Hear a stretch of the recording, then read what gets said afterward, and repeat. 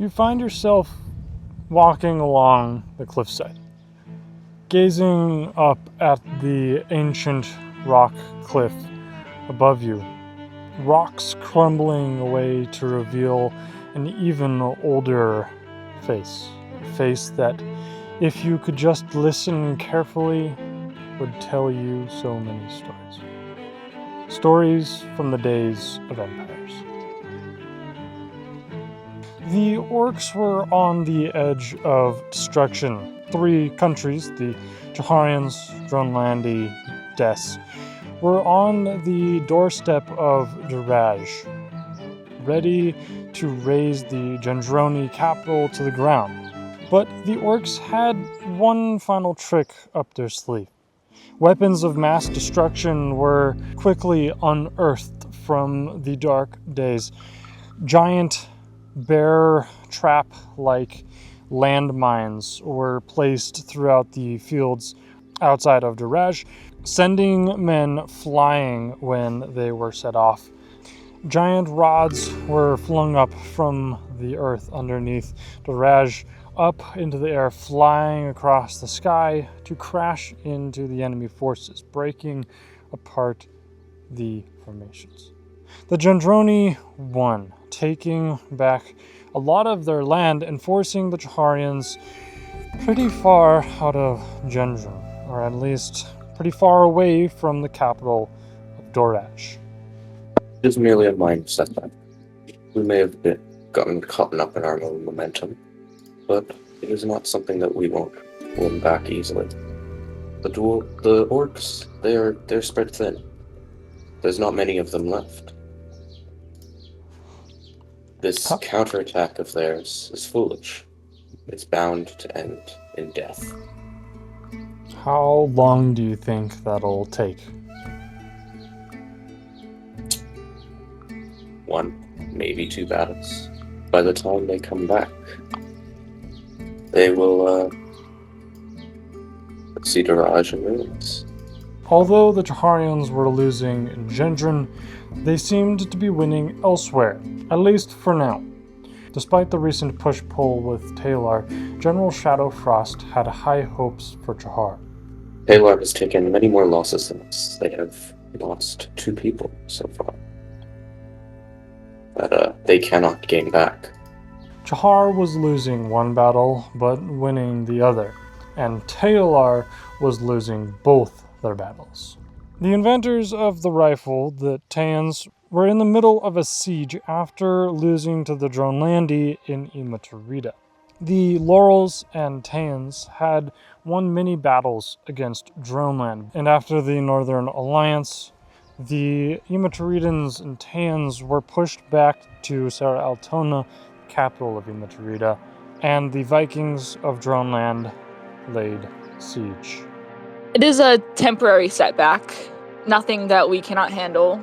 This fight has been going on for a while, and we've had the upper hand for a very long time. This will be nothing more than a temporary bump in the road.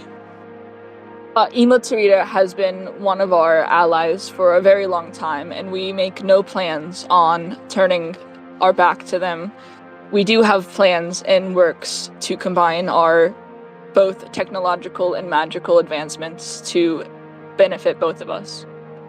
How do you feel about the Zaydens allying with Dronland and, meeting Jones in battle once again? Jones has been a similar third in my side for almost as long as Zeta has been a thing. And just like I have been doing, I will not pull back my force, and we will win. It does not matter who they ally with. The Laurels were given a choice by the Dronlandi. They could either give up the Tans and live peacefully under the Dronlandi Empire, or they could fight alongside the Tans and face destruction. The Laurels discussed their options for a very long time. Many Laurels were asked their opinion, and the council deliberated many a day and night. It was to protect their people and give up the Tans, or to be honorable and stand by the Tans. Both sides had amazing arguments, both founded upon the basic Laurel values. But eventually, the council made its decision. We, as the people, have decided.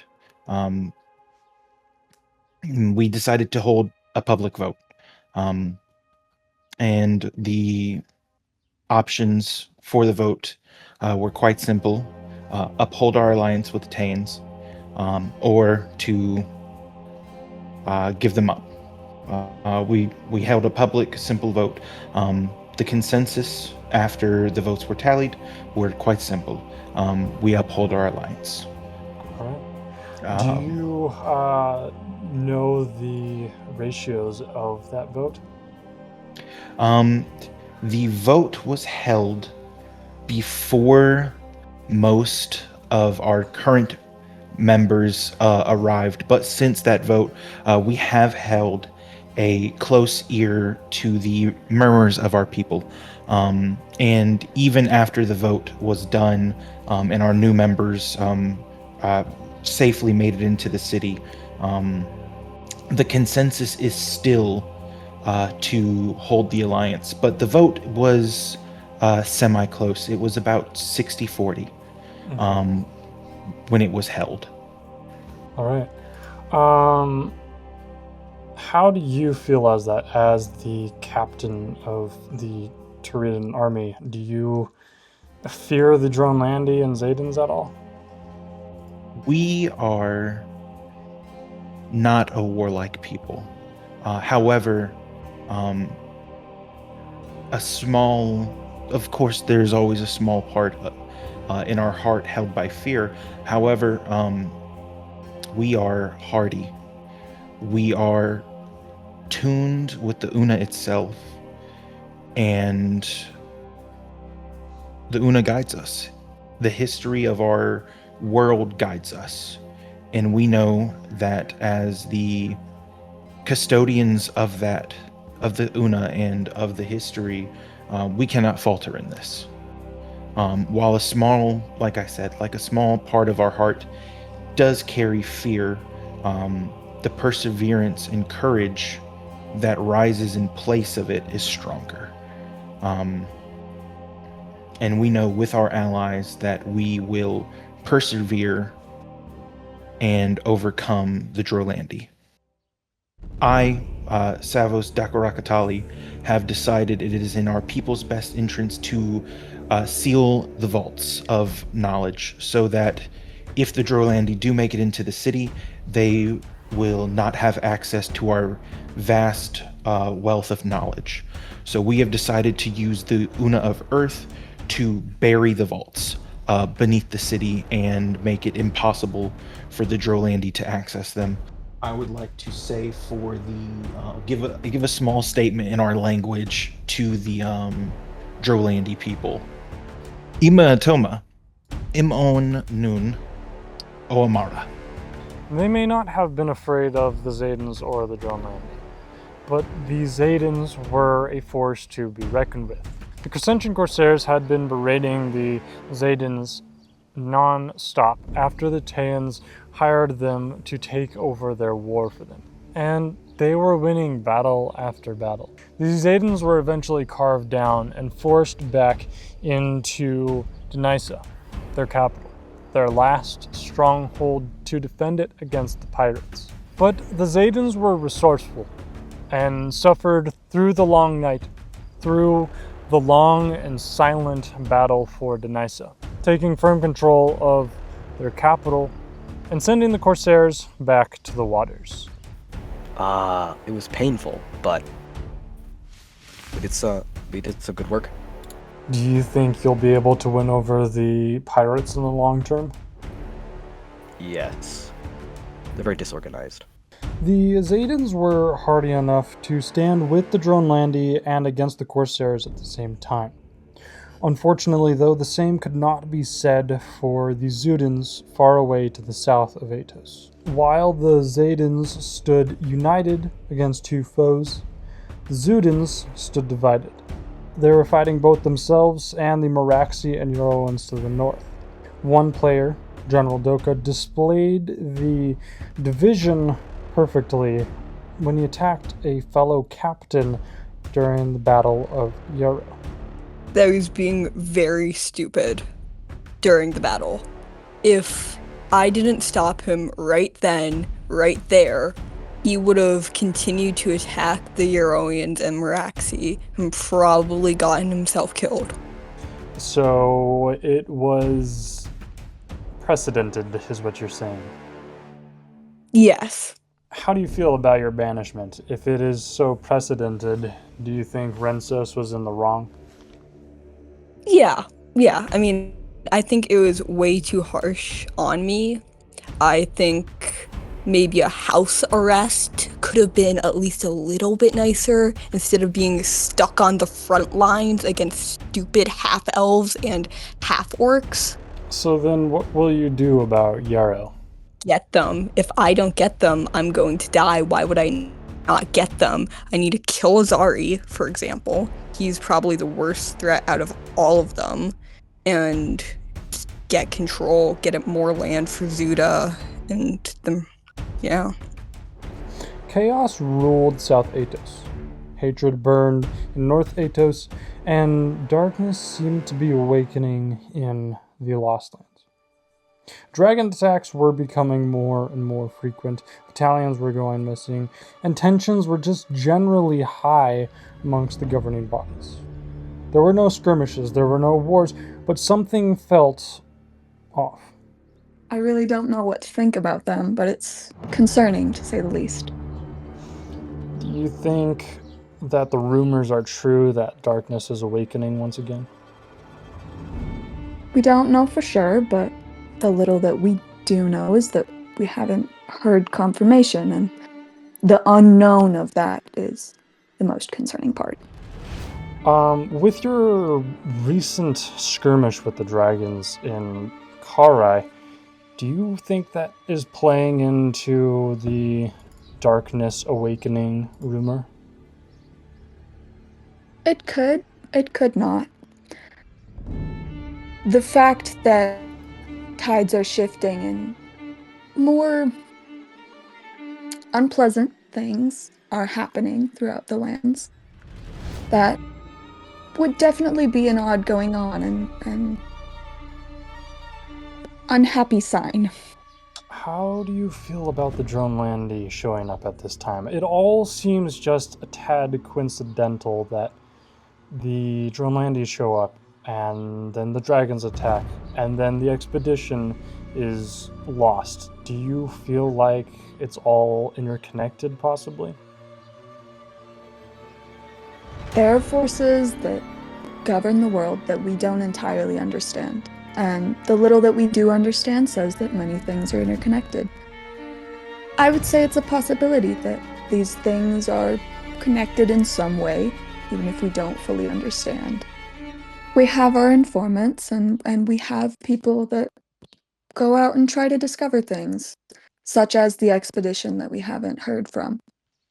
There's only so much you can do, but investigating is in progress, and we're trying to uncover things. Investigations and wars continue all throughout Aetos.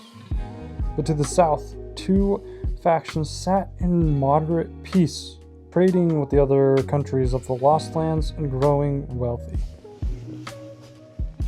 The Meruvian Empire is the center of all the happenings in the Lost Lands. Countries and traders from all around the Lost Lands come to Meruvia to sell their goods and wares. The Meruvian Empire came to its power that it is today from the disposition of the strict military religion of the Watch, as well as the unchecked chaos and crime of New Coaxus. Una is freely taught amongst the people of Meruvia, by the descendants of the Laurels of the Watch. That is something that is looked down upon by the Watch, as well as those in New Coaxus. And that seems to be what Meruvia is at its core, a mixture of New Coaxus and the Watch. In fact, that's how it was formed. The Laurels, dwarves, and elves journeyed from the Watch southwards, exploring, when they met the Coaxi humans of Chahar and Zuda. They met at what is now called the World's Edge, a vast cliff-like canyon thing looking out into a calm blue bay. The World's Edge sits upon the edge of this cliff, and that is the meeting point of all of the races in the Lost Lands, and is still to this day the meeting point for all across the world. But the humans of Meruvia, much like the elves and dwarves and laurels of the Watch, had come from a different place before the Empire ever existed. They came from a place long called Coaxus. This land was discovered by the Zudans after a final remnant of monotheists fled from the polytheistic oppression in Zuda to the land that they discovered. This land they called Coaxus, or the Land of the Storm. This name lasted until the Zudans found a Chaharian remnant in the Western Islands, a remnant of a lost civilization. The two built a new civilization, calling their home Coaxus. Eventually, Coaxus fell to civil war, the old regime falling to a young, ambitious, and a hard man and his new regime of New Coaxus. But under him, his brother instituted the underground of the Empire, and the new regime turned a blind eye on the Coaxi underground. The law ruled over the merchants and the nobles, while the poor and cast out were left to the pact with the king of the underground. They were free to steal, kill, scam as much as they'd like, as long as the king got his cut. Which faction will you join?